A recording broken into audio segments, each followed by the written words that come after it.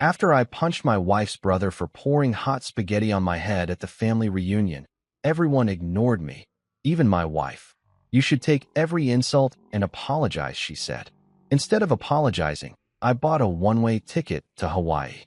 5 minutes later, I received 315 desperate messages and calls.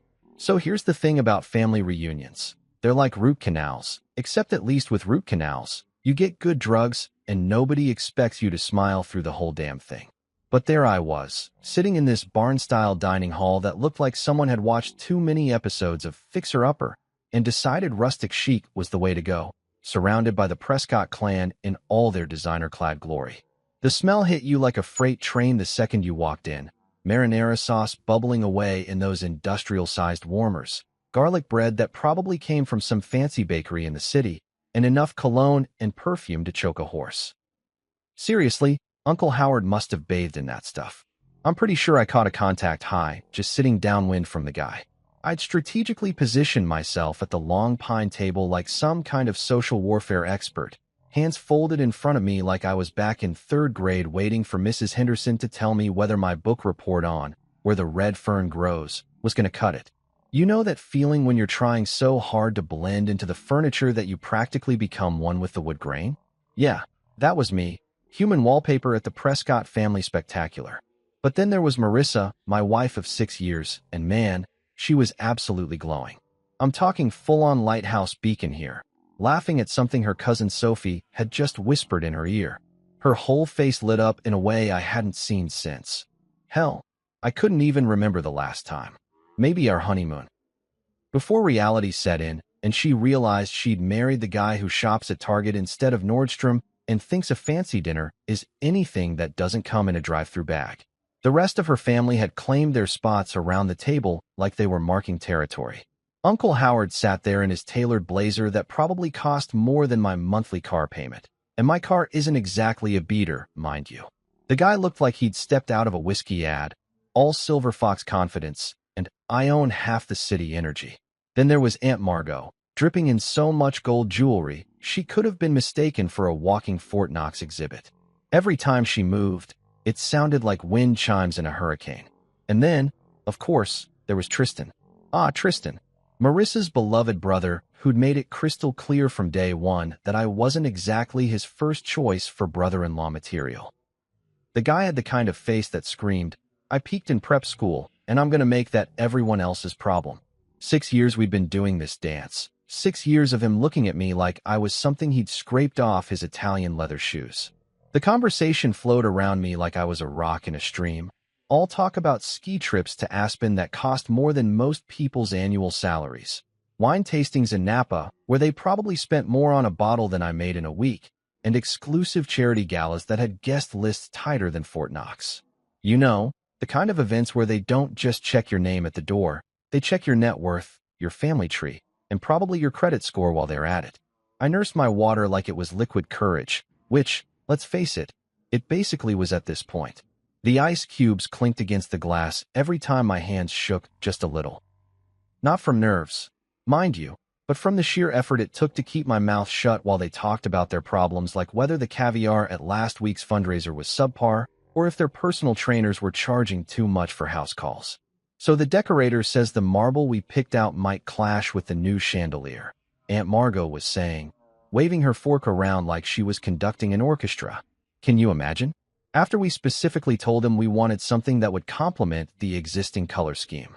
Sophie nodded sympathetically, like this was truly one of life's great tragedies. Oh, the same thing happened to us with the pool house renovation. You really can't trust anyone these days. I took another sip of water, wondering if anyone would notice if I just slowly slid under the table and army crawled my way to freedom. Probably not. I was about as invisible to these people as their housekeeping staff. That's when Tristan decided to make his move. He'd been eyeing me all evening like a cat watching a mouse, just waiting for the perfect moment to pounce. He leaned forward, that trademark smirk spreading across his face like spilled wine on white carpet. Ugly and impossible to ignore. Grayson, he drawled, and I swear the temperature in the room dropped about 10 degrees. You're being awfully quiet tonight. What's the matter, buddy? Did your little hometown never teach you how to keep up with adult conversation? The chuckles that rolled down that table hit me like a slap in the face. Not the kind of genuine laughter you hear when someone tells an actually funny joke, but that polite, superior kind of laughter that says, "We're laughing at you, not with you, and we want to make sure you know it." I felt my jaw clench, felt that familiar heat creeping up my neck that always showed up when I was about 2 seconds away from saying something that would probably end with me sleeping on the couch. But I forced myself to smile. One of those tight, fake smiles that feels like it might crack your face in half if you hold it too long. Just enjoying the conversation. I managed to get out, my voice steady, even though my hands were practically vibrating with the effort it took not to reach across the table and show Tristan exactly what this small-town boy had learned about conflict resolution. But that wasn't good enough for him. Oh no, Tristan was just getting warmed up. I mean, we're talking about real estate in the Hamptons, and you look like someone just started speaking ancient Greek. Maybe we should switch to discussing, I don't know, what do people talk about where you're from? Tractor pulls? County fair pie contests? More laughter. Louder this time. Even Uncle Howard cracked a smile, like watching his nephew tear apart his niece's husband was quality family entertainment. I caught Marissa's eye across the table, looking for backup, for solidarity, for anything that resembled the us against the world mentality we used to have. Instead, I got that look, the one I'd become way too familiar with over the past few years. That subtle shake of the head, that slight narrowing of the eyes that said, "Don't you dare make a scene," louder than if she'd screamed it across the room. "Let it go," that look said. "Just take it and smile and pretend like it doesn't bother you. Because heaven forbid we upset the delicate ecosystem of Prescott family dynamics." So I sat there, water glass sweating in my palm, marinara sauce growing cold on the serving platters, surrounded by the sound of their laughter and the smell of their expensive cologne, and I let it go. Just like I always did. Just like they expected me to. But something was different this time. Something was building in my chest, hot and tight and dangerous. Maybe it was the way Tristan's eyes gleamed with satisfaction. Or maybe it was the way Marissa looked away like she was embarrassed to be married to me. Or maybe it was just 6 years of this crap finally reaching its breaking point. Whatever it was, I had a feeling this family reunion was about to get a lot more interesting than anyone had bargained for. You know how they say time slows down right before a car crash? Well, apparently the same thing happens right before your brother-in-law decides to turn you into a walking Italian restaurant advertisement. 1 second I'm sitting there picking at my Caesar salad, which, by the way, had enough anchovies to stock a small aquarium. And the next second I'm watching Tristan rise from his chair like some kind of designer-clad villain in a really twisted dinner theater production. The conversation had moved on from my apparent lack of sophistication to discussing their latest investment properties. Uncle Howard was going on about some waterfront condo he'd just snagged in Miami, gesturing with his wine glass like he was conducting a symphony of his own awesomeness. "The view from the penthouse is absolutely divine," he was saying. "You can see clear to the horizon on a good day." "Oh, Howard, you simply must show us the photos again," Aunt Margot gushed, her gold bracelets jangling like a one-woman percussion section. "The marble in that kitchen is just exquisite." I was trying to calculate exactly how many months of my salary that condo probably cost when Tristan made his move. He stood up smooth as silk, reaching for the big ceramic serving dish that held enough spaghetti marinara to feed a small Italian village. For a split second, I thought he was just going for seconds. Hell, the guy ate like he had a hollow leg. Probably burned calories just from being such an ass. But then I saw it. That look in his eyes. The same look he'd had at Marissa's and my wedding when he'd accidentally bumped into me during the father-daughter dance, causing me to stumble and nearly take out the whole wedding party like bowling pins. Pure, calculated malice wrapped up in a Polo Ralph Lauren package. "Grayson," he said, his voice dripping with fake concern, "you look a little pale. Maybe you need some color in your life." That should have been my cue to duck, to roll, to do literally anything except sit there like a deer in headlights. But my brain was still processing the fact that a grown man, a 34-year-old investment banker who wore cufflinks to casual dinners, was actually considering what I thought he was considering. And then he did it. The ceramic dish tilted, and suddenly I was getting an up-close and personal introduction to every ingredient in Aunt Margot's famous marinara recipe.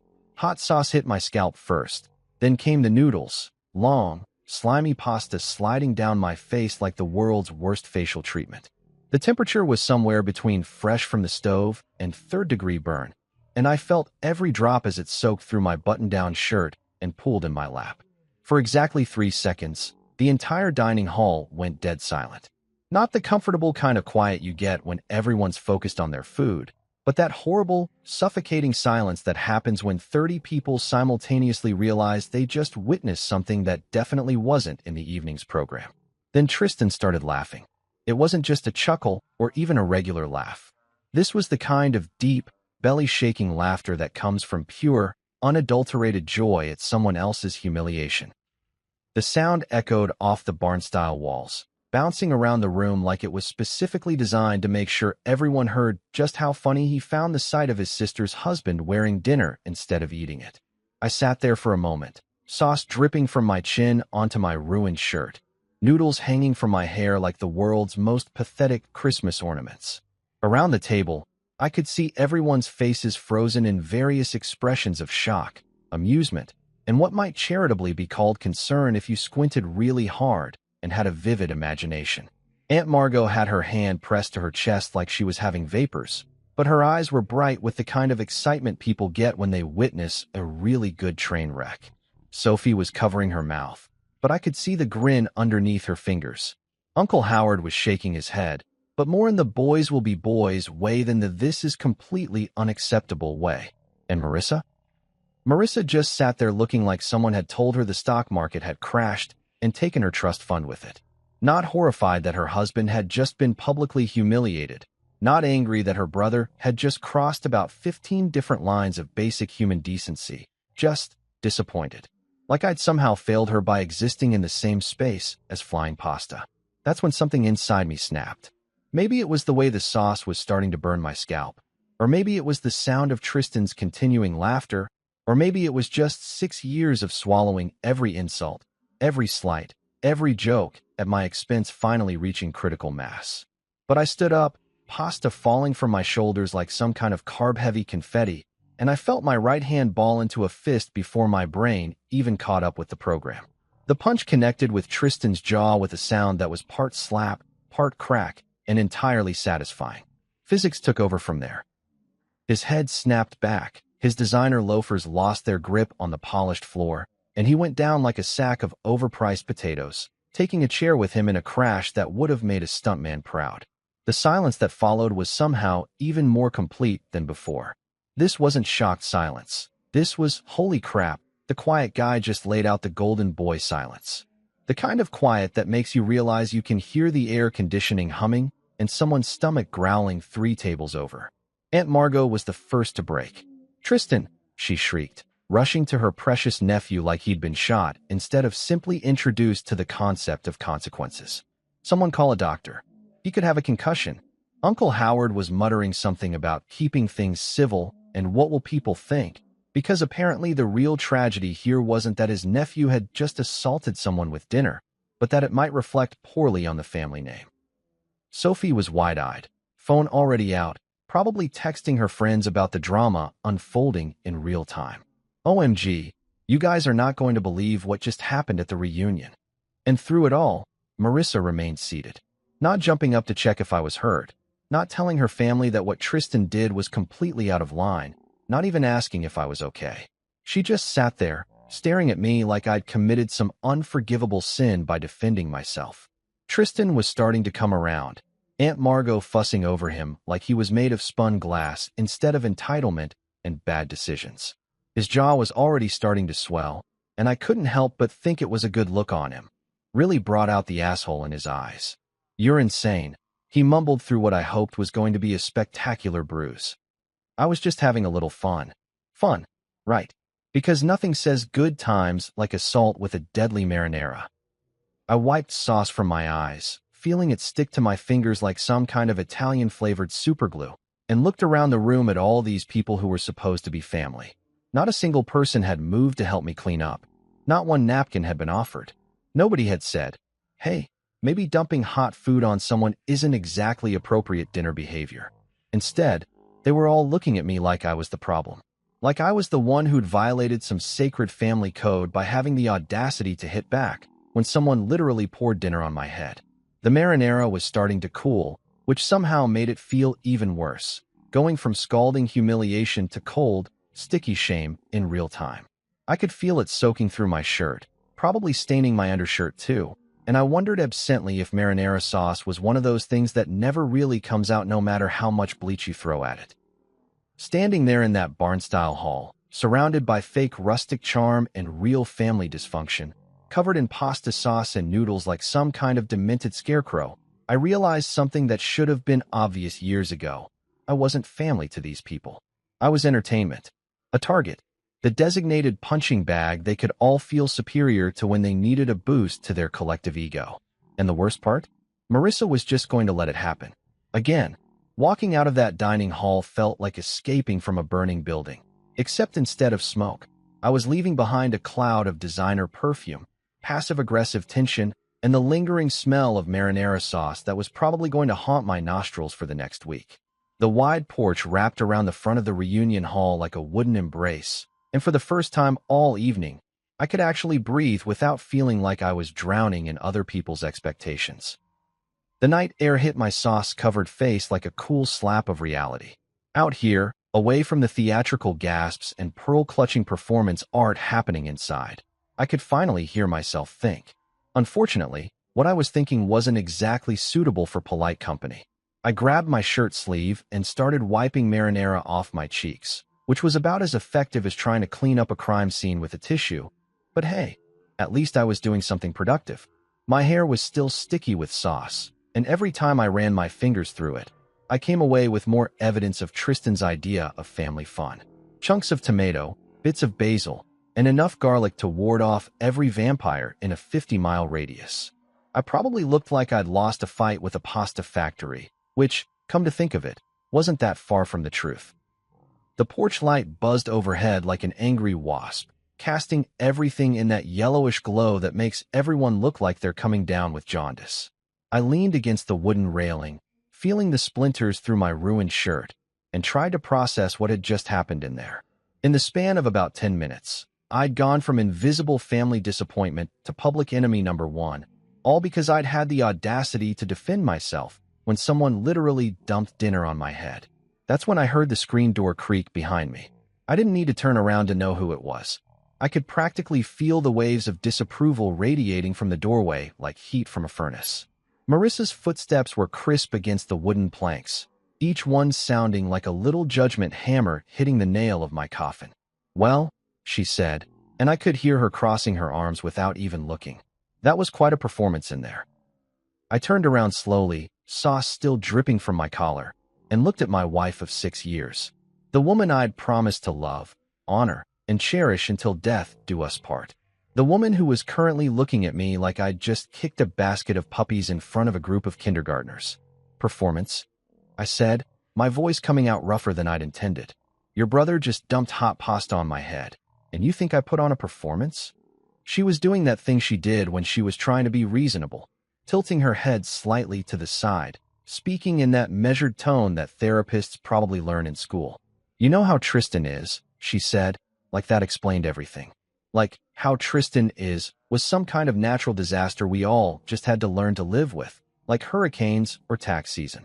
"Yeah," I said, wiping more sauce off my neck. "I know exactly how Tristan is. He's an entitled jackass who thinks other people exist solely for his entertainment." Marissa's expression didn't change, which somehow made it worse. If she'd gotten angry, if she'd yelled, if she'd shown any kind of emotion at all, I might have been able to work with that. But this cold, clinical disappointment? This was like trying to argue with a customer service robot. "You should apologize," she said, and for a second I thought I'd misheard her. Maybe the marinara had gotten in my ears along with everything else. I should what now? Apologize? To Tristan? To the family? "You embarrassed all of us tonight." I stared at her, waiting for the punchline, for the moment when she'd crack a smile and tell me she was kidding. But her face remained as serious as a tax audit, and I realized she was completely, 100% sincere. "Let me get this straight," I said, feeling that dangerous heat building in my chest again. "Your brother pours scalding hot food on my head in front of 30 people, and I'm the one who needs to apologize?" "You know how important these family gatherings are," she continued, like I hadn't spoken at all. Uncle Howard was talking about potentially bringing you into one of his investment projects. But after tonight, she trailed off, shaking her head like I'd just blown our shot at winning the lottery. And maybe I had, from her perspective. Maybe losing out on Uncle Howard's largesse was worse than watching her husband get publicly humiliated by her psychopath brother. You should take every insult and apologize, she said, and there it was. The mission statement of our marriage, laid out in plain English under a buzzing porch light, while I stood there covered in marinara sauce like some kind of walking Italian food advertisement. I should take every insult, every slight, every joke at my expense, every casual cruelty that her family dished out like party favors. And then I should apologize for existing, for breathing their air, for daring to marry above my station, and for getting my place in their carefully constructed social hierarchy. He poured hot food on me. I repeated, because apparently I needed to say it louder for the people in the back. Hot food on my head. Marissa shrugged, actually shrugged, like someone had asked her opinion about the weather. You know how Tristan is. There it was again. The ultimate excuse, the get-out-of-jail-free card that apparently covered everything from casual cruelty to actual assault. Tristan could probably burn down an orphanage, and Marissa would just shrug and say, well, you know how Tristan is. The silence stretched between us like a chasm, filled with 6 years of accumulated resentment and the sound of insects buzzing around the porch light. Inside, I could hear the muffled sounds of the family regrouping, probably already spinning the story into something where I was the villain and poor Tristan was the victim of my unprovoked attack. I'm not apologizing, I said finally. Not to him, not to them, not to anybody. Marissa's mouth tightened into that thin line that meant I'd just failed another test I didn't know I was taking. Then you're making a choice, Grayson. You're choosing your pride over our marriage, over our future, over everything we've built together. Everything we'd built together. Right. Like our marriage was some kind of joint construction project instead of 6 years of me slowly disappearing into the background while she chose her family's approval over her husband's dignity at every single turn. What exactly have we built, Marissa? I asked, spreading my arms wide, sauce flying off my sleeves. A relationship where your family treats me like garbage and you expect me to smile and ask for seconds? She didn't answer, just turned on her heel like I was a disappointing employee who'd just been fired. Her footsteps clicked across the porch planks with military precision, each step taking her further away from me and closer to the warm glow of family acceptance waiting inside. If you don't come back in there and make this right, she said without turning around, don't bother coming home tonight. And then she was gone, the screen door slamming behind her with a finality that echoed across the empty porch. I stood there alone under the buzzing light, marinara sauce cooling on my skin, listening to the distant sound of laughter from inside the hall. They were probably already back to discussing wine tastings and ski trips, the unpleasant interruption of my existence already filed away and forgotten. I looked down at my ruined shirt, at the sauce stains that would never come out, at the physical evidence of what happened when you tried to stand up for yourself in the Prescott family ecosystem. Then I looked at the door Marissa had just walked through, leading back to a world where I was expected to apologize for being humiliated, where my worth was measured by how much abuse I could absorb without fighting back. Standing there on that porch, with the night air cooling the sauce on my scalp and the sound of my in-laws' laughter drifting through the windows, I realized something that should have been obvious years ago. If I walked back through that door, if I went back in there and apologized for defending myself, I'd be stepping right back into the same cage they'd kept me in for 6 years. The only question was whether I had the guts to stay outside. Driving away from that reunion hall felt like breaking out of prison, if prison was decorated in rustic barn chic and smelled like disappointed rich people. My hands were still shaking on the steering wheel, not from adrenaline anymore, but from something that felt suspiciously like freedom. Every mile I put between myself and the Prescott family circus was another breath of air that actually belonged to me. My phone had been buzzing like an angry hornet trapped in a jar ever since I'd gotten in the car, lighting up the dashboard with notification after notification. I could see Marissa's name flashing repeatedly, interspersed with numbers I recognized as various members of her family tree. Probably Uncle Howard trying to have a word with me, or Aunt Margot wanting to lecture me about proper family behavior, or hell, maybe even Tristan himself calling to gloat about his marinara masterpiece. But here's the thing about rock bottom. Once you hit it, you realize you've got nothing left to lose. And ignoring their calls felt better than any therapy session I'd ever imagined. 10 miles down the road, I spotted the familiar glow of a gas station rising out of the darkness like a fluorescent oasis. One of those 24-hour joints that looks like it was designed by someone who'd never seen daylight. All harsh white lighting and reflective surfaces that make everything look like a crime scene waiting to happen. I pulled into the parking lot, my tires crunching over gravel and discarded lottery tickets, and just sat there for a minute, engine ticking as it cooled. Through the windshield, I could see the usual late-night gas station ecosystem in full swing. A trucker filling up his rig while talking on a headset, probably explaining to his wife why he was running late again. A college kid counting out crumpled dollar bills for gas money, looking like he was calculating whether he'd have enough left over for ramen noodles. A woman in scrubs who was obviously pulling a double shift, moving with that particular kind of exhaustion that comes from keeping the world running while everyone else sleeps. Real people, living real lives, dealing with real problems. Not a single one of them was worried about whether their caviar was properly chilled or if their personal trainer was charging too much for house calls. I turned off the engine and really looked at myself in the rearview mirror for the first time since the pasta incident. I looked like I'd lost a fight with an Olive Garden kitchen, sauce stains on my shirt that were already setting into permanent reminders of tonight's festivities, my hair still sticky with marinara, and something in my eyes that I hadn't seen in years. It took me a minute to recognize what it was. It was possibility. Inside the gas station, the fluorescent lights hummed with the kind of white noise that makes you feel like you're in a spaceship. The clerk behind the counter looked up from his phone just long enough to nod at me, which was about 1,000 times more acknowledgement than I'd gotten from my in-laws all evening. I grabbed a bottle of water and some napkins, trying to clean the worst of the sauce off my face while I figured out what the hell I was going to do next. That's when I spotted the sign advertising free Wi-Fi, and suddenly I had a plan. Or maybe not a plan exactly, but at least an idea that didn't involve going home to face Marissa's disappointed silence or sleeping on the couch like a dog who'd had an accident on the carpet. I pulled out my phone, ignored the 17 missed calls and 43 text messages, and opened up a travel website. The screen loaded with all those cheerful vacation photos, couples holding hands on beaches, families laughing over dinner, people living their best lives in places where nobody gave a damn about your pedigree or your portfolio. Where do you want to go? The search bar asked, cursor blinking patiently like it had all the time in the world for me to figure out my life. Anywhere, I thought. Anywhere but here. Anywhere but back to that house where I'd spent 6 years shrinking myself down to fit into spaces that were never meant for me in the first place. Somewhere warm, somewhere far away, somewhere nobody knew my name or cared about my marriage or expected me to apologize for existing.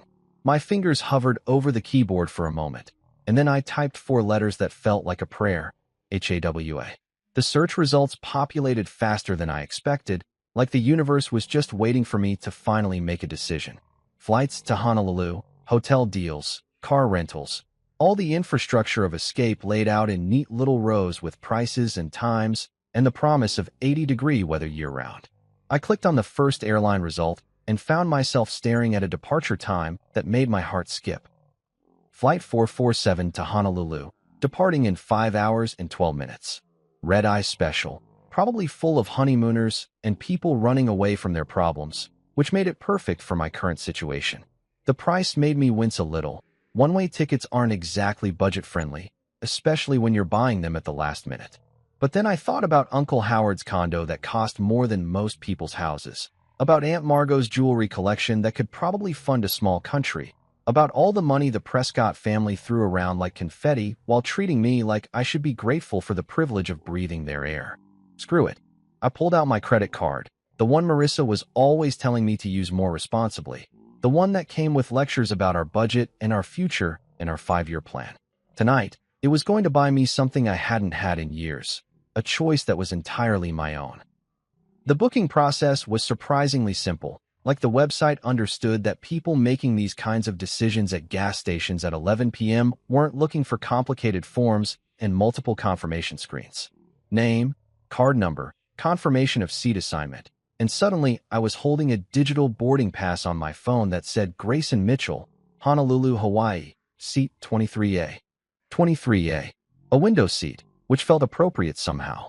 I'd be able to watch the mainland disappear beneath the clouds, watch everything I'd been trying so hard to fit into shrink down to nothing while I flew towards something completely unknown. The confirmation email hit my inbox with a cheerful ding, complete with helpful reminders about check-in times and baggage restrictions. Baggage restrictions. I almost laughed out loud right there in the gas station, surrounded by energy drinks and lottery tickets, and the smell of roller grill hot dogs. What baggage was I going to bring? The shirt covered in marinara sauce? The years of accumulated resentment? The wedding ring that suddenly felt like it weighed about 50 pounds? I paid for my water and walked back out to the car, phone buzzing again with another round of calls I had no intention of answering. 5 hours and 12 minutes until takeoff. Enough time to drive to the airport, park in long-term parking like I was going on a normal business trip instead of fleeing my entire life, and maybe grab some actual clothes that didn't look like they'd been used as target practice by an Italian restaurant. Sitting in the driver's seat, I looked at that boarding pass one more time. Grayson Mitchell, it said. Not Grayson Prescott adjacent. Not Marissa's disappointing husband. Not the guy who didn't quite fit in at family dinners. Just Grayson Mitchell, passenger, destination unknown. For the first time in 6 years, that felt like exactly the right name to be. You know that moment in action movies when the hero's phone starts going off like the world's most annoying alarm clock, and you just know that whatever peace and quiet they had is about to go straight to hell? Well, apparently my life had just turned into one of those movies, except instead of international spies or alien invasions, I was dealing with something far more terrifying. The collective wrath of the Prescott family. 5 minutes.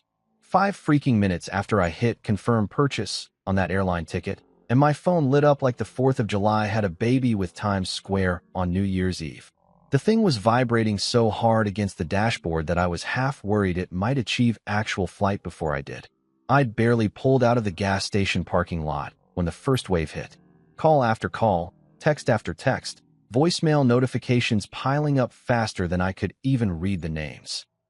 It was like watching a social media meltdown in real time, except instead of strangers on the internet, it was my own family-in-law losing their collective minds because I'd had the audacity to leave their little performance without taking a bow. The irony wasn't lost on me that these people, who couldn't be bothered to offer me a napkin when I was sitting there covered in marinara sauce, suddenly had an urgent need to communicate now that I wasn't playing by their rules anymore. Marissa was leading the charge, naturally. Her name kept flashing on the screen like a neon sign advertising disappointment. "Where are you?" popped up in a text bubble, followed immediately by "Don't do this," and then "You're making a scene." Because apparently leaving quietly after being humiliated was somehow more dramatic than dumping hot pasta on someone's head in front of 30 people. The logic of the Prescott family, ladies and gentlemen, always consistent in its complete lack of consistency. But Marissa was just the opening act. The real show started when Tristan got involved. I could practically see him holding an ice pack to his jaw while frantically typing threats into his phone, probably feeling like the victim in all this. His messages started pouring in faster than I could delete them.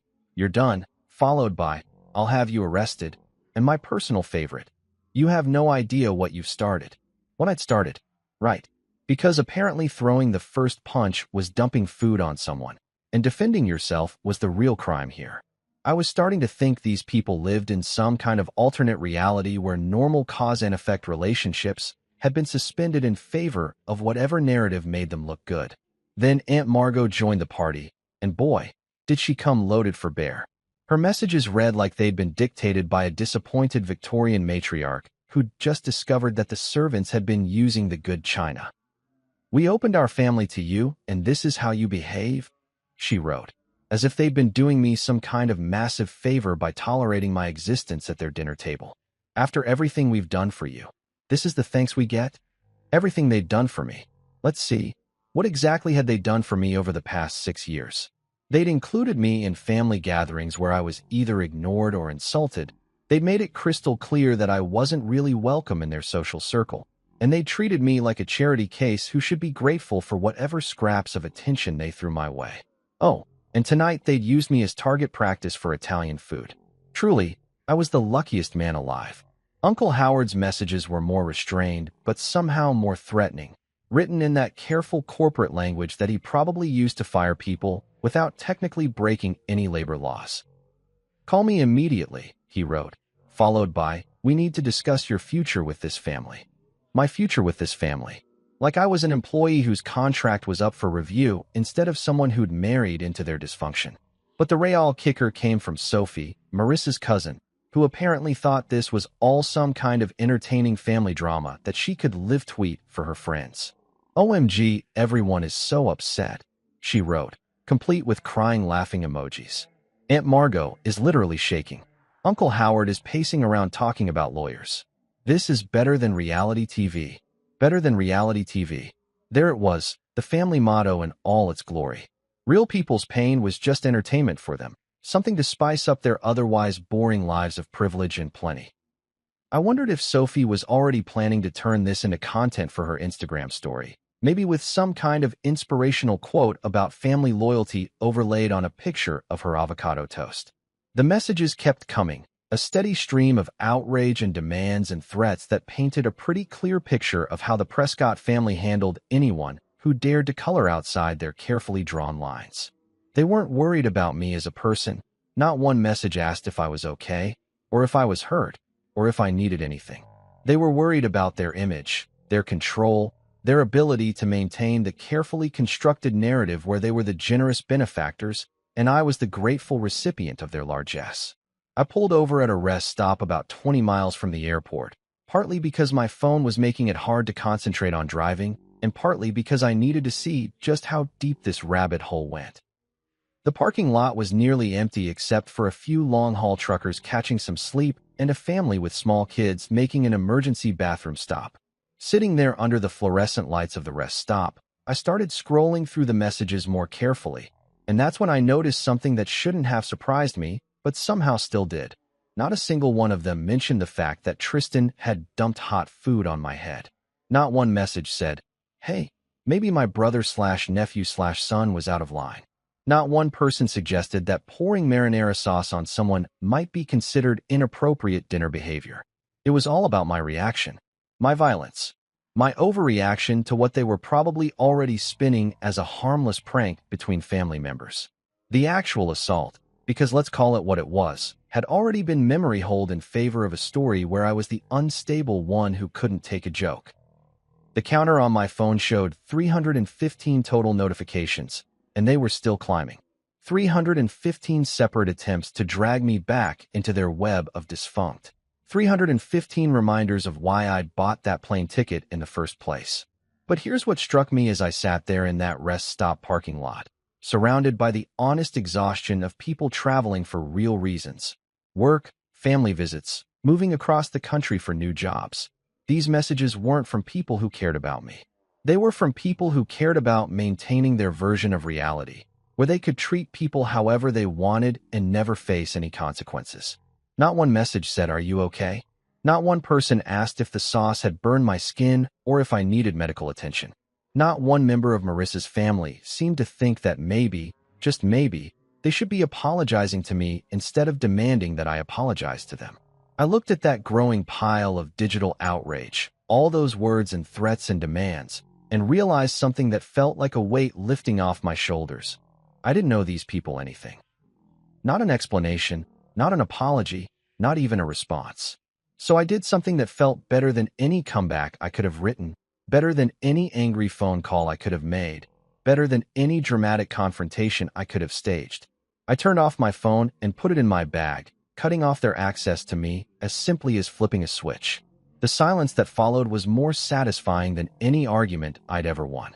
You know how people always say that airplane air is recycled and gross and makes you feel like you're breathing through a dirty sock? Well, let me tell you something. After 6 years of breathing the suffocating atmosphere of Prescott family expectations, that recycled airplane air tasted like pure freedom with a hint of peanuts and possibility. The red-eye flight to Honolulu had been exactly what I'd needed. 5.5 hours of enforced silence with nothing but the hum of engines and the occasional snore from the businessman in 24B.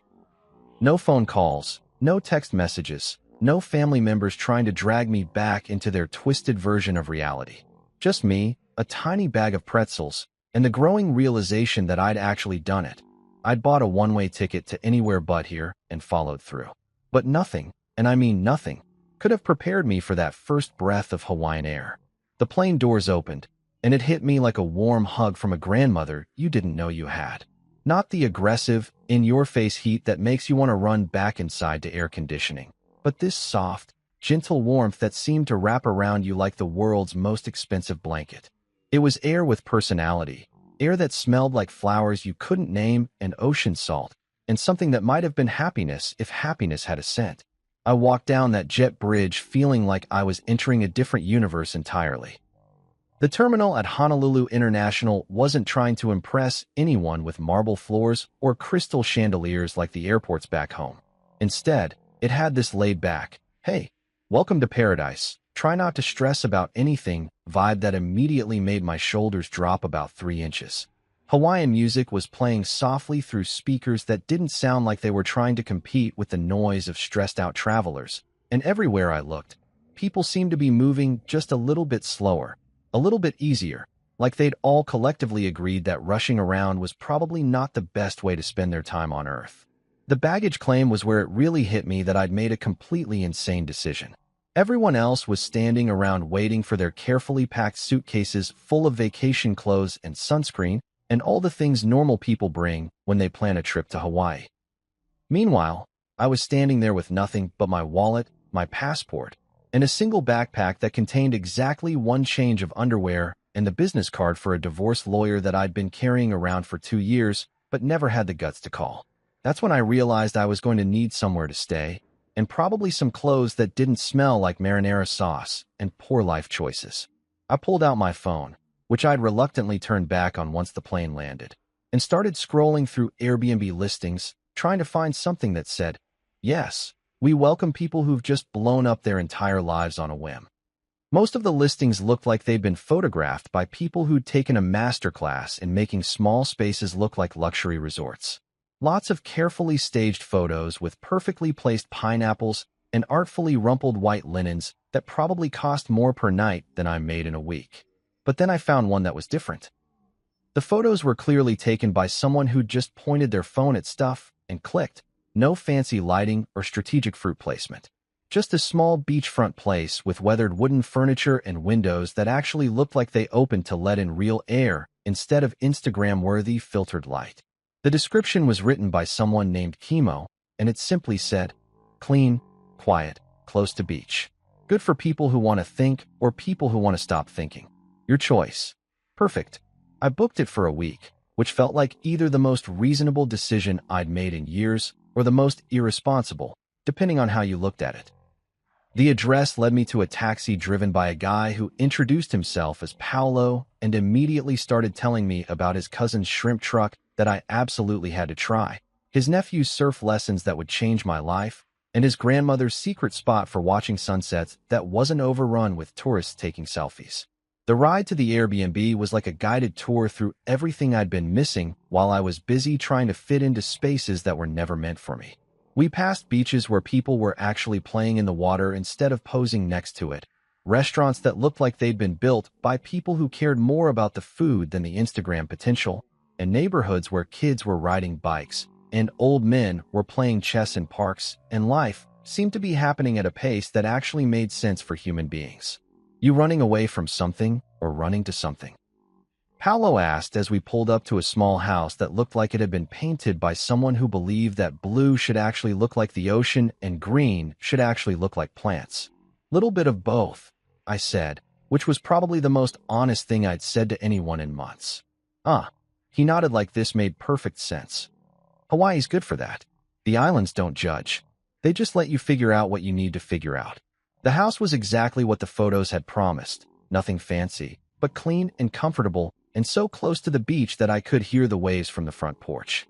There was a small kitchen with everything you needed to make actual food, a living room with furniture that looked like it had been chosen for comfort rather than style, and a bedroom with windows that opened wide enough to let in the sound of the ocean. But the real revelation came when I met Chemo himself. I'd been expecting someone who'd been polished by years of dealing with tourists, someone who'd learned to smile on command and recommend overpriced restaurants. Instead, I got a guy in his 50s with hands that looked like they'd actually worked for a living and a laugh that sounded like it came from somewhere deep and genuine. "First time in Hawaii?" he asked, and when I nodded, he grinned. "Good. The island's got a way of showing you things you didn't know you needed to see. You here for business or pleasure?" "Honestly," I said, setting down my pathetic backpack in a living room that somehow felt more like home than any place I'd lived in the past 6 years. "I have absolutely no idea what I'm here for." Chemo's laugh filled the space like warm honey. "Even better. That means you're here for the right reasons." He handed me the keys and a handshake that felt like he actually meant it, like I was a person worth welcoming instead of a problem to be managed. "The ocean's right out that door," he said, pointing toward the back of the house. "Don't overthink it. Just go look at it for a while. The water's got a way of putting things in perspective." So that's what I did. I walked out to the beach behind the house, kicked off my shoes that still smelled faintly of family reunion disaster, and stood at the edge of the Pacific Ocean while the sun started its descent toward the horizon. For the first time in 6 years, nobody was telling me where to stand, how to act, or what to say. The waves didn't care about my family connections, my social status, or whether I belonged anywhere in particular. They just kept rolling in, one after another, like they had all the time in the world. Turns out when you're not spending every waking moment trying to decode the complex social dynamics of people who think you're beneath them, you have a surprising amount of time to figure out what you actually enjoy doing. Who knew? My first week in Hawaii developed a rhythm that felt so natural I started wondering if this was what normal people meant when they talked about work-life balance, instead of work-life complete psychological warfare. I'd wake up when my body felt like waking up, not because an alarm was screaming at me to get ready for another day of disappointment, and I'd walk out to the beach to watch the sunrise paint the sky in colors that didn't exist in the Prescott family palette. The mornings were the best part. There's something about being the only person on a beach at 6 a.m. that makes you feel like you've discovered a secret that the rest of the world hasn't figured out yet. The sand was cool under my bare feet. The water was this impossible shade of blue that made you wonder why anyone ever settled for swimming pools, and the air tasted like possibilities that didn't come with strings attached or family approval ratings. I'd walk for miles, picking up shells that nobody expected me to display properly or appreciate appropriately, watching crabs scuttle around like they had important business to attend to, and generally enjoying the novel experience of existing without constantly calculating how my behavior might reflect on the family name. After the beach walks came coffee and breakfast at this little cafe called Sunrise Shack that looked like it had been built by surfers who'd accidentally become excellent at making food. The owner, a woman named Keiko who had to be pushing 70 but moved like she was half that age, made coffee that could wake the dead and acai bowls that tasted like someone had figured out how to turn tropical paradise into breakfast. "You're the mainland guy staying at Chemo's place," she said on my third morning, not really asking. Island communities, I was learning, had their own communication networks that made social media look sluggish. "Guilty as charged," I said, wondering if being the mainland guy was going to come with its own set of expectations and requirements. "Good," she said, sliding a plate of fresh fruit across the counter. "Chemo says you look like you needed to get lost for a while. Hawaii's perfect for that. Getting lost. I like that way of thinking about it better than running away, or having a midlife crisis, or whatever psychological label the Prescott family was probably attaching to my disappearance. Getting lost implied that you might eventually find something, whereas running away suggested you were just a coward who couldn't handle adult responsibilities. The afternoons were for reading. I discovered that when you're not constantly stressed about family dinner performances or social obligations that felt like pop quizzes you hadn't studied for, you could actually concentrate on books for more than 10 minutes at a time. I'd grab something from the little bookstore in town, a place that clearly existed because the owner loved books, not because she'd calculated the optimal profit margins on literary fiction, and find a spot on the beach or at one of the outdoor cafes where nobody cared if you sat there for 3 hours nursing a single iced tea. It was at one of these cafes, a place called The Grind that had mismatched chairs and Wi-Fi that worked about 60% of the time, that I met Lonnie. She was at the table next to mine, hunched over a laptop and muttering things that sounded distinctly uncomplimentary about website design platforms. "You okay over there?" I asked after she'd called her computer something that would have made Aunt Margot clutch her pearls so hard she'd probably need medical attention. "Oh, I'm fantastic," she said, her voice dripping with enough sarcasm to fill a swimming pool. "Just trying to update my shop's website, and this piece of garbage platform is acting like I asked it to solve world hunger instead of add a simple photo gallery." Lonnie, as it turned out, ran a surf shop called Wave Rider that had been in her family for 20 years. She was about my age, with sun-bleached hair and hands that looked like they'd spent a lot of time fixing things, and she had absolutely zero patience for technology that didn't work the way it was supposed to. "What kind of shop?" I asked, closing my book because this conversation was infinitely more interesting than whatever literary masterpiece I'd been pretending to read. "Surf shop.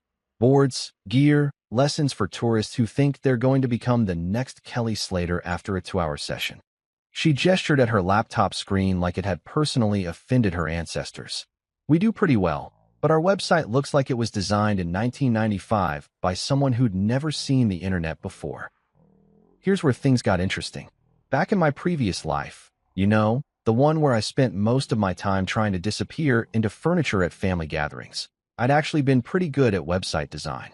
It was something I'd picked up in college and kept doing on the side, mostly for small businesses that couldn't afford the big fancy agencies that charged more for a logo than most people made in a month. "I might be able to help with that," I said, surprised to hear myself volunteering for something without first calculating how it might affect my standing with people I was trying to impress. Lonnie looked up from her laptop, squinting at me like she was trying to figure out if I was serious or just another mainland tourist who thought he could solve all of Hawaii's problems with his superior continental wisdom. "You know anything about websites?" she asked. "A little," I said, which was probably the most understated thing I'd said since arriving in paradise. "Mind if I take a look?" What followed was the most fun I'd had working on anything in years. Lonnie's existing website was indeed a disaster of epic proportions. Broken links, photos that loaded sideways, and a color scheme that looked like it had been chosen by someone who'd never seen an actual ocean. But it wasn't unfixable, just neglected. We spent the next 3 hours completely rebuilding the thing from scratch. Lonnie provided the content and the vision. She knew exactly what her customers needed and how they thought, while I handled the technical stuff that made her want to throw her laptop into the nearest volcano. "You want clean, simple, easy to navigate," I said, pulling up examples of sites that actually worked. "Nothing fancy, just functional. People want to see your boards, check your lesson schedules, maybe read some reviews from happy customers." "Exactly," she said, and I realized it had been months since someone had responded to one of my ideas with genuine enthusiasm instead of polite tolerance or outright dismissal. By the time we finished, Wave Rider had a website that actually looked like it belonged to a business that knew what it was doing. The photos loaded properly, the navigation made sense, and the whole thing had a clean, professional look that still felt relaxed and welcoming. "How much do I owe you?" Lonnie asked as we tested the final version on her phone. "Nothing," I said, surprising myself again. It was fun. Fun. She looked at me like I'd just claimed that root canals were my favorite hobby. "You think website design is fun? When it's not for people who treat you like their personal tech support slave." "Yeah, it's actually pretty enjoyable." That's when she made me an offer that would change everything. I've got a couple of friends who run businesses around here. They're all dealing with the same kind of website disasters. If you're interested in picking up some side work while you're getting lost, I could put in some good words. Side work. Not charity, not family obligations, not doing favors for people who'd never return them. Actual work that I'd chosen to do, for people who appreciated it, at my own pace and on my own terms. Sitting there at that mismatched table, watching the sun start its descent toward the horizon while Lonnie scrolled through her new website with obvious satisfaction, I realized something that should have been obvious but somehow felt revolutionary. This was the first time in years that I'd done work that felt like it belonged to me. Not work that I did to impress my in-laws, not projects designed to boost my standing in some social hierarchy I'd never signed up for, but actual work that solved real problems for real people who treated me like a human being instead of a convenient disappointment. "Yeah," I said, watching a couple of surfers paddle out to catch the evening waves. I think I'd like that. 2 weeks in paradise had done something weird to my relationship with technology. Back in my old life, my phone was basically a digital leash that kept me connected to every disappointment, obligation, and passive-aggressive family text thread that made up my daily existence. Here in Hawaii, the thing had been sitting in a drawer like a piece of radioactive waste that I was pretty sure would kill me if I got too close to it. But eventually, reality has a way of knocking on your door, even when that door happens to be attached to a beachfront bungalow in the middle of the Pacific Ocean. My phone battery had finally died sometime during week 1, and I'd been perfectly content to let it stay that way. Dead phones can't deliver bad news, can't remind you of the life you left behind, and can't buzz with notifications from people who think you owe them explanations for your own happiness. Unfortunately, they also can't be used to run a business, and Lonnie's referrals were starting to pile up faster than I could handle with just her laptop and the questionable Wi-Fi at the grind. 3 local businesses wanted website overhauls, 2 needed complete e-commerce setups, and a local artist wanted an online gallery that didn't look like it had been designed by someone who'd learned HTML from a cereal box. So there I was, standing in the little electronics shop in downtown Honolulu, holding a phone charger and trying to work up the courage to plug my phone back into the world I'd left behind. The shop owner, a guy named Dave who looked like he'd been selling electronics since before smartphones were even a twinkle in Steve Jobs' eye, was watching me stare at the charger like it might explode. "You okay, man?" he asked. "You look like you're about to defuse a bomb instead of charge a phone." "Something like that," I said, handing him a 20 and wondering if there was any way to SE. Back at the bungalow, I plugged the thing in and watched it slowly come back to life with all the enthusiasm of someone waiting for their STD test results. The Apple logo appeared, followed by the home screen, followed by the most ridiculous notification badge I'd ever seen in my life. 347 unread messages. 347. I sat there on Chemo's comfortable old couch, listening to the waves crash outside, and watching that number blink at me like a neon sign advertising everything I'd been successfully avoiding for the past 2 weeks. Part of me wanted to throw the phone right back in the drawer and pretend I'd never seen it. Part of me was curious about just how deep the rabbit hole of family outrage had gotten in my absence. Curiosity won, because apparently I'm a glutton for punishment. The voicemail box was completely full. 37 messages that I was pretty sure would contain enough guilt, manipulation, and threats to power a small city. I started with those, figuring I might as well get the worst of it over with first. Marissa's voice hit me like a cold slap of reality. The first few messages were angry, really angry.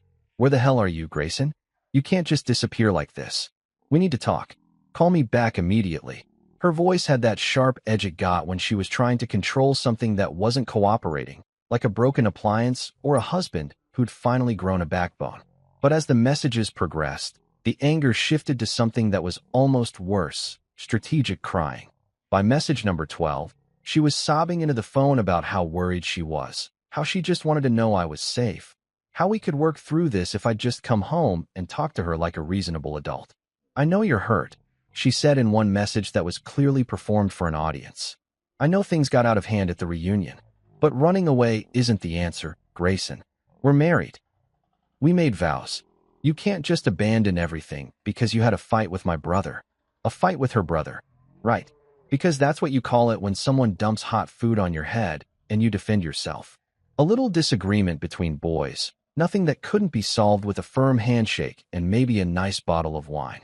Tristan's messages were exactly what you'd expect from someone whose jaw I'd rearranged with my fist.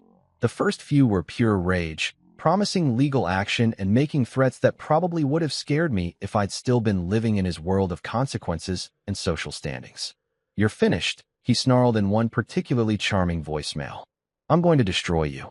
You'll never work in this town again. Never work in this town again." Like I was some kind of mob movie character instead of a guy who designed websites and had finally gotten tired of being treated like furniture. I almost laughed out loud at that one, sitting there in my beach bungalow with more work than I could handle and zero interest in whatever town he thought he controlled. But the later messages from Tristan were different, more calculated. "Look," he said in what was clearly meant to be his reasonable voice. "Maybe we both got a little heated. Why don't you come back and we'll talk this through like adults? Marissa's worried sick, and the family thinks you might be having some kind of breakdown. Some kind of breakdown. Translation: they decided I was mentally unstable, which was probably easier for them to accept than the possibility that their behavior had finally pushed someone past their breaking point. Uncle Howard's messages were all business, delivered in that smooth corporate tone that said he was used to fixing problems with money and influence. Grayson, this has gone far enough. You're embarrassing the family, and more importantly, you're hurting Marissa. I think we can find a way to make this work for everyone. Call me back, and we'll discuss your options. My options? Like I was an employee being offered a severance package instead of a person who'd finally decided to prioritize my own sanity over their dysfunctional family dynamics. Aunt Margot's messages were pure psychological warfare, listing every opportunity I was throwing away by behaving like an ungrateful child. We had plans for you, she said in one particularly manipulative voicemail. Howard was going to bring you into the business. We were going to help you build something real. But you've shown your true colors now, haven't you? Plans for me. Help me build something real. As if their version of my life was somehow more legitimate than whatever I might choose for myself. As if success could only be measured by how well I fit into their predetermined mold of what a proper Prescott family member should look like. But the real kicker came from Sophie, who'd apparently appointed herself the family's social media correspondent. Her messages were breathless updates on the family drama, delivered like she was reporting from the front lines of a particularly juicy reality show. Everyone's talking about you, she said in one message that was equal parts excited and horrified. Aunt Margot thinks you've joined a cult or something. Uncle Howard keeps muttering about hiring a private investigator. And Marissa? Oh my God, Marissa is acting like you died or something. She's telling everyone you're having a nervous breakdown. A nervous breakdown. There it was again, the family's preferred explanation for my sudden departure. Much easier to accept than the possibility that their golden boy had crossed a line and finally faced consequences for it. I scrolled through the text messages, which were more of the same. Guilt, manipulation, threats, and a stunning lack of self-awareness about what had actually happened that night. Not one message acknowledged that Tristan had assaulted me. Not one person suggested that maybe, just maybe, dumping hot food on someone wasn't appropriate family fun. It was all about my reaction, my over-response, my inability to take a joke and play along with their twisted version of family bonding. But here's what struck me as I sat there in that peaceful bungalow, listening to the sound of waves and feeling the warm Hawaiian breeze through the open windows. Their anger wasn't really about me leaving. It was about me leaving without permission, without explanation, without giving them the chance to control the narrative and manage the situation according to their preferred script. They weren't upset because they'd lost me. They were upset because they'd lost control of me. And that realization felt better than any apology they could have offered, better than any explanation they could have given, better than any attempt to make things right. I deleted every single message without responding to a single one. No explanations, no justifications, no carefully worded emails trying to make them understand my perspective. Just silence. The kind of silence that says more than any argument ever could. You know what's funny about making a decision that everyone back home thinks is completely insane? Eventually, you stop caring whether they think it's insane or not, and you start focusing on whether it's actually working out for you. And let me tell you, 3 weeks into my Hawaiian adventure, things were working out better than I had any right to expect. The website work that had started with helping Lonnie had turned into something that looked suspiciously like an actual business. Word travels fast in island communities, especially when that word is mainland guy who can make your crappy website stop sucking without charging you a fortune. My phone, the same phone that had been buzzing with family drama and threats just a week ago, was now ringing with calls from local business owners who had actual problems they wanted me to solve. There was Maria, who ran a food truck called Island Fusion and needed an online ordering system that didn't crash every time more than 3 people tried to use it simultaneously. There was Tommy, a fishing charter captain whose website looked like it had been designed by someone who'd never seen a boat, let alone been on one. And there was Elena, who made jewelry from beach glass and shells and wanted an e-commerce site that captured the spirit of her work without looking like every other generic craft store on the internet. Real work for real people with real problems. It was a revelation that probably shouldn't have been as surprising as it was, but after years of doing favors for Marissa's family connections, people who treated web design like some kind of mysterious voodoo and expected miracles while complaining about every invoice. Working with folks who actually appreciated what I was doing felt like discovering a new planet. The best part was that nobody here knew about my previous life as the family disappointment. To Maria, I was just the guy who fixed her website so customers could actually place orders without wanting to throw their phones into the ocean. To Tommy, I was the computer wizard who made his charter business look professional enough to compete with the big resort operations. To Elena, I was the person who figured out how to make her art look as beautiful online as it did in real life. None of them cared that I'd never been good enough for the Prescott family standards. None of them expected me to apologize for existing or to constantly prove that I deserved to breathe the same air as my social betters. They just wanted someone who could solve their problems without talking down to them or charging them like they were funding a space mission. The work was good, but the real breakthrough came on Friday evenings at the pier with Chemo. It had started accidentally. I'd been walking along the waterfront around sunset, trying to clear my head after a long day of coding, when I'd spotted him sitting on a bench with a cooler full of beer and a smile that could power the whole island. "Mainland guy," he called out, waving me over like we'd been friends for decades instead of casual acquaintances who'd exchanged maybe 50 words total. Perfect timing. I was just about to watch the sun do its thing, and beer always tastes better when you've got someone to share it with. That first Friday had turned into a weekly tradition that I looked forward to more than I'd looked forward to anything in years. Chemo had this way of talking that made everything seem both completely serious and totally relaxed at the same time. He'd worked construction for 30 years, raised 3 kids who were all doing well for themselves, and had opinions about everything from local politics to the best way to grill fish that were both informed and completely unpretentious. "You settling in okay?" he asked during our 3rd beer summit, watching a cruise ship slide past the harbor like a floating city of tourists who'd probably never see the real Hawaii. "Better than okay," I said, surprised to realize how true that was. "This place is starting to feel like home." "Good," he nodded, taking a long pull from his beer. "Hawaii's got a way of calling to people who need it. Not everyone hears it, but when you do, you know." We'd sit there watching the sun paint the sky in colors that didn't exist in any of the fancy art galleries the Prescott family liked to frequent, talking about everything and nothing while fishing boats headed out for the night shift and joggers made their evening rounds along the waterfront. Sometimes we'd talk about work. Chemo was full of stories about construction projects that had gone hilariously wrong and clients who'd made requests that defied both physics and common sense. Sometimes we'd talk about family, his kids, his grandkids, his wife who'd passed away 5 years ago, and who he still missed every single day. But mostly, we'd just exist in the same space without any pressure to perform or impress or justify our presence. It was the kind of friendship that developed naturally, based on mutual enjoyment of each other's company rather than social obligation or family connection, or any of the complicated dynamics that had governed most of my relationships back in my previous life. "You ever miss it?" he asked one evening, gesturing vaguely in the direction of what I assumed was the mainland. "Whatever you left behind to end up here." I thought about that question longer than I probably needed to. Did I miss anything about my old life? The house that had never really felt like mine? The family gatherings where I was tolerated rather than welcomed? The constant feeling that I was failing some test that nobody had bothered to explain to me? "I miss the idea of it," I said finally.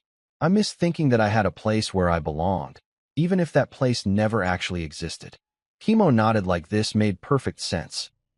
That's the difference between missing something real and missing something you wished was real. One's worth going back for, the other's just nostalgia for a life you never actually had. The more time I spent in Hawaii, the more I realized he was right. I wasn't homesick for my actual life. I was homesick for the version of my life that had never existed outside my own hopeful imagination. The version where Marissa's family accepted me as an equal, where Tristan treated me like a brother instead of a target, where I fit into their world without having to shrink myself down to accommodate their expectations. But that version had never been real, and pretending it might someday become real had cost me years of actual happiness in favor of hypothetical approval from people who'd never actually intended to give it. The island routine was healing something in me that I hadn't even realized was broken. Morning walks on the beach where nobody expected me to network or make small talk about my career prospects. Afternoons working on projects that people actually appreciated instead of endured.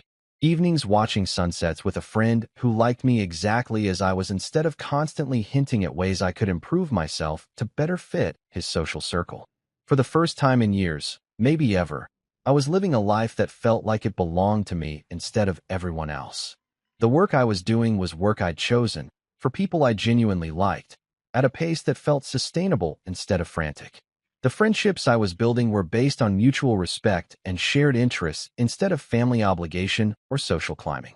It wasn't the life I'd planned when I was sitting in that gas station 3 weeks ago, buying a one-way ticket to anywhere that wasn't where I'd been. But it was a life that fit me in ways that my carefully constructed previous existence never had. And for the first time since I could remember, I was excited about tomorrow instead of dreading it. 3 months. 93 days since I'd walked out of that barn-style reunion hall covered in marinara sauce and bruised dignity, and I was sitting in a lawyer's office in downtown Honolulu, signing papers that would officially end the longest mistake of my adult life.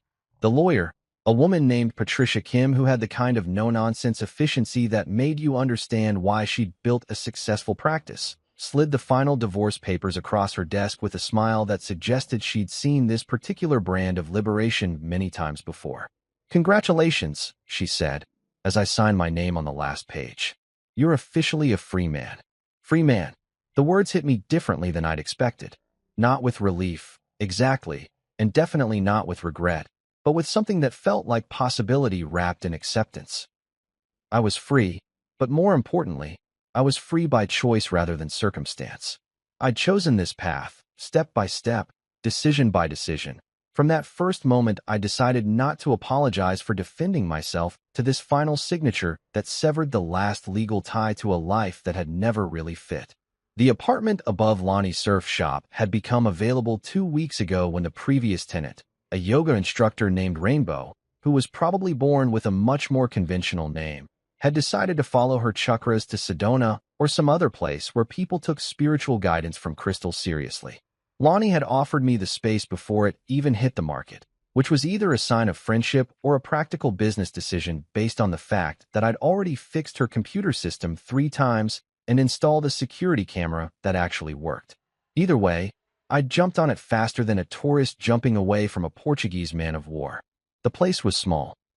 Basically a studio with a kitchen alcove and a bathroom that required some creative maneuvering, but it had windows that opened wide enough to let in the constant sound of waves and a view of the ocean that made every morning feel like a vacation commercial.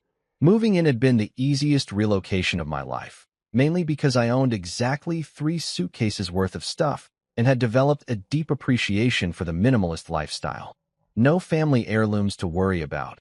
No furniture that came with emotional baggage. No wedding photos to pack away in boxes labeled, "Deal with this later." Just clothes, a laptop, some books, and a coffee maker that had become my most prized possession after discovering that Island Time included a much more relaxed approach to caffeine availability. The business had grown beyond anything I'd expected when I first helped Lonnie with her website disaster. Word of mouth in island communities travels faster than gossip at a high school reunion. And apparently, mainland guy who actually knows what he's doing and doesn't treat you like an idiot was a rare enough commodity to keep me busier than I'd ever been in my previous life. I had a steady stream of clients ranging from local restaurants to tour operators to artists who made everything from custom surfboards to jewelry that looked like the ocean had personally designed it. But the real revelation was that I was making more money doing work I actually enjoyed than I'd ever made trying to impress people who would never be impressed anyway. Turns out that when you're genuinely good at something and you work with people who appreciate what you do, the financial part tends to sort itself out without requiring family connections or social networking events that felt like endurance tests. The apartment came with a small desk that fit perfectly under the main window, positioned so I could look up from my laptop and watch surfers catching waves while I worked on whatever project was currently demanding my attention. Today it was a complete e-commerce overhaul for a local coffee roaster who'd been trying to sell his beans online using a system that looked like it had been designed by someone who'd heard about the internet, but never actually seen it. The ocean breeze carried through the open windows, rustling the curtains I'd bought at a local market from a woman who'd spent 20 minutes telling me about the traditional Hawaiian patterns while her granddaughter taught me how to pronounce mahalo correctly. It was the kind of interruption that would have driven me crazy in my old life, where every minute was scheduled and every interaction was measured against its potential value to my social standing. Here, it felt like the most natural thing in the world. Buying curtains from someone who cared about the history behind the patterns, learning a word that meant more than just thank you in a language that belonged to this place I was slowly becoming part of. My phone, which had become a tool for actual work instead of a device for delivering family drama, buzzed with a text from Chemo, Sunset Beer Summit in 1 hour. Tommy caught Simono today, and Elena's bringing her famous mac salad. You in? I looked at my laptop screen, where about 3 hours of work remained on the coffee roaster's website, and realized something that would have shocked my former self. The work could wait. Not because I was lazy or irresponsible, but because I'd learned the difference between urgent and important, between other people's expectations and my own priorities. The website would get finished, the client would be happy, and the world would continue spinning without requiring me to sacrifice every moment of personal time on the altar of productivity. Definitely in. I texted back, closing the laptop and walking to the small closet where I kept the kind of clothes that prioritized comfort over appearance. Board shorts, t-shirts that had never seen an iron, and flip-flops that cost less than the socks I used to wear to family dinners. Walking down to the beach where our informal Friday group had started gathering, I passed the mirror that came with the apartment and caught a glimpse of someone I barely recognized. Tan from spending actual time outdoors instead of commuting between air-conditioned buildings. Relaxed in a way that went deeper than just the absence of stress. Happy, which was such a foreign concept that it had taken me weeks to identify the emotion correctly. The beach was already occupied by the usual suspects. Chemo with his cooler of beer and infinite supply of stories about construction mishaps. Tommy cleaning fish with the kind of expertise that comes from 40 years of knowing exactly how sharp your knife needs to be. Elena arranging food on a folding table like she was setting up for a photo shoot. And Lonnie emerging from her shop with a bag of ice and a grin that suggested she'd just closed a deal with some tourists who thought they were going to become professional surfers after one lesson. Mainland guy, Chemo called out, using the nickname that had somehow evolved from identifying description to term of endearment. Perfect timing. Tommy just finished telling us about the time he accidentally caught a monk seal and had to explain to the Coast Guard why he was hugging a federally protected species. This was my life now.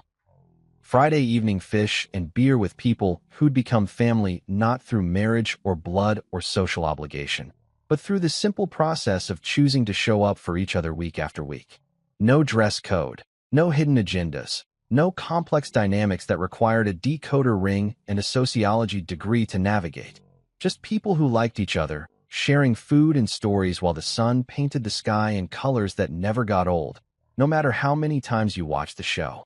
I grabbed a beer from Chemo's cooler and settled into the sand, feeling the warmth that lingered from the day's sunshine and listening to Elena describe her latest jewelry project, while Tommy argued with Lonnie about the best bait for certain types of fish and Chemo planned his next home improvement disaster. Somewhere on the mainland, my former in-laws were probably still discussing my disappearance, still trying to figure out how to spin my departure into a story that made them look like the victims. Marissa had probably moved on, found someone more suitable to the family standards, someone who understood the importance of proper behavior at social gatherings and never confused self-respect with selfishness. And for the first time since I'd known any of them, I genuinely hoped they were happy. Not because I missed them or wanted to reconcile, but because their happiness was no longer connected to mine. They could live their lives according to their values, and I could live mine according to mine, and neither of us had to apologize for the incompatibility. The sun touched the horizon, turning the ocean into a mirror that reflected possibilities I was still discovering. Tomorrow I'd finish the coffee website, start planning a new project for a local artist, maybe take Lonnie up on her offer to teach me how to surf without embarrassing myself in front of the tourists. But tonight, I was exactly where I belonged, with people who liked me exactly as I was, in a place that felt like home in ways I'd never experienced before. The spaghetti incident seemed like something that had happened to someone else in another lifetime. Not because I'd forgotten it, but because it had become the beginning of something better instead of the end of something that had never really worked anyway. Hawaii wasn't just the place I'd escaped to. It was the place I'd finally remembered who I was supposed to be all along.